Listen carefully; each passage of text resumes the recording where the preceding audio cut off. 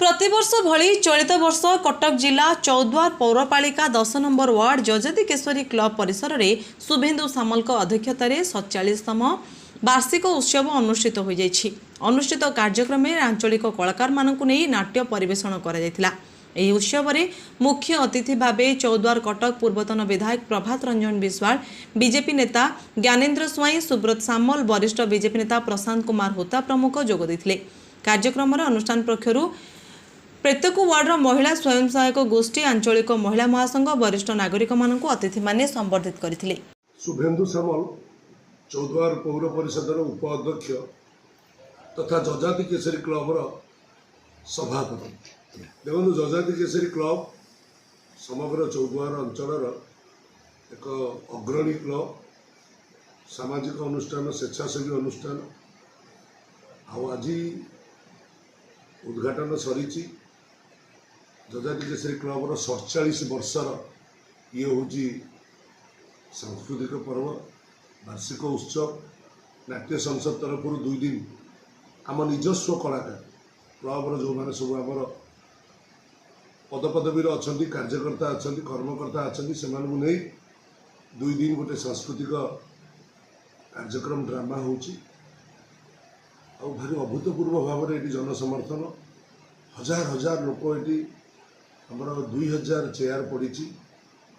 आप देखु काली कार्यक्रम आरंभ है एवं आरंभ में 5000 ऊर्ध्व लोक आप देखिले।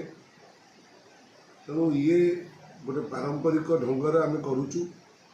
अनेक मान्यगण्य नेतृत्व, राजनैतिक दलर विशिष्ट जनप्रतिनिधि हिसाब से एवं विभिन्न सरकारी अधिकारी वृंद, यात्रा जगतर विशिष्ट कलाकार वृंद से नहीं आमर आज कार्यक्रम आरंभ हो।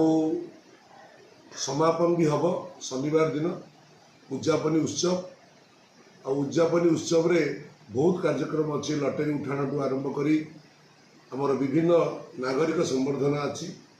आम अंचल जेतिक सब विभिन्न 10 number ward, 19 number ward, 18 number ward, समग्र चारबाटियार समस्त बड़ बड़ अनुष्ठान मानक आज संबर्धना दि जाव। चौद्वार बाहर बहुत जो मैंने श्रेष्ठ उत्सर्गित सेवा करिसेंती, वरिष्ठ उद्यम जो मानकर विभिन्न विविध कार्यक्रम होती से भी आज संबर्धना दि जाव। तेणु जजाति केसरी गोटे पारंपरिक ढंग से क्लबर वार्षिक उत्सव पालुची। रविवार दिन यार समापन हम, कार्यक्रम शेष हम। तेणु समस्त को अनुरोध, समस्ते श्री जगन्नाथ महाप्रभु समस्त को मंगल रखु, खुशी रखु। एवं जजाति केसरी क्लब पर आप जो भल पाइबा अच्छी, मु शुभेन्दु सामल क्लबर स्थायी सभापति हिसाब से समस्त को विनम्रतार सहित निवेदन करी समस्ते आसतु ए कार्यक्रम में सक्रिय सहयोग करंतु एवं आम पिला मानकर ए ड्रामा को मन भरी उपभोग करंतु। यही हम आज दिन श्रेष्ठ वार्ता मोर समग्र चौद्वार चारबाटिया अंचल जनसाधारण।